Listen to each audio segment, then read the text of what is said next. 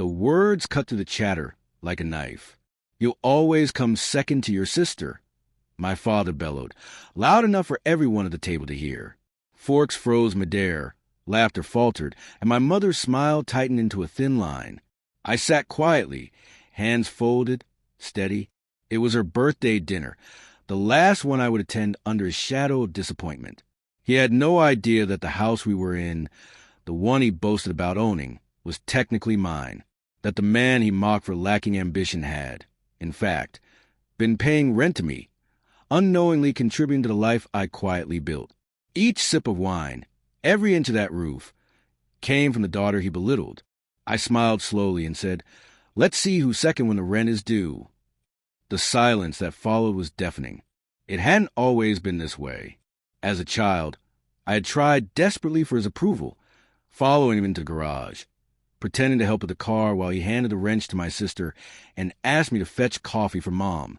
He said it kindly, as if it were harmless, but even at 9, I understood the sting of dismissal. By 16, I stopped trying. By 25, I moved out. By 30, I quietly built my own empire, anonymous, clean, legal, a property investment firm that no one connected to me.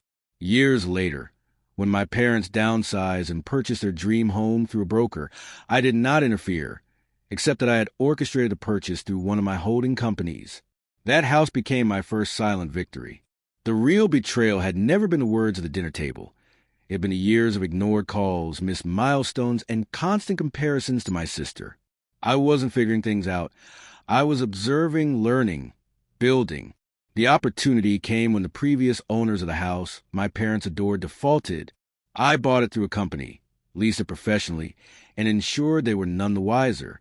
My mother always said I had my father's patience, not realizing I also inherited his precision. Discovering his hypocrisy months before the birthday dinner sealed my plan. He had been siphoning her savings, gambling on small business stocks, hiding debts. She didn't confront him, fearing his pride. I decided then that the dinner would be more than a celebration. It would be a reckoning. I booked the same restaurant my father used to flaunt to clients, arranged a private room, flowers, wine, everything taken care of, as he never questioned details managed by others. The lease notice would arrive the next morning. A routine adjustment, just enough to remind him that control was never his. And on the document, the owner's name, Eleanor Holdings, my middle name, the one he always forgot. After his outburst, my sister tried to intervene. I raised a hand.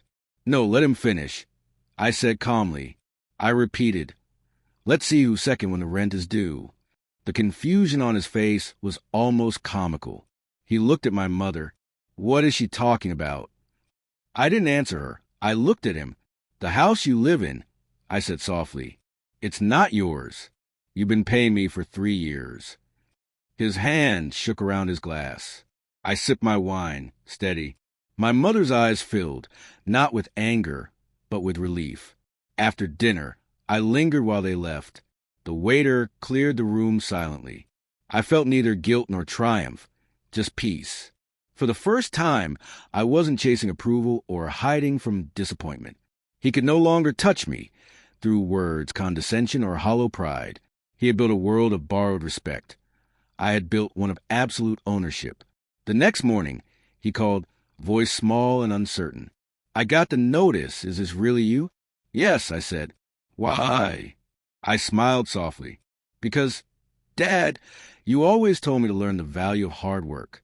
I just wanted you to understand it too." They paid the rent on time after that. He never spoke of who came first again, knowing, deep down, he was living in my house under my roof, and I no longer needed his approval, only his signature.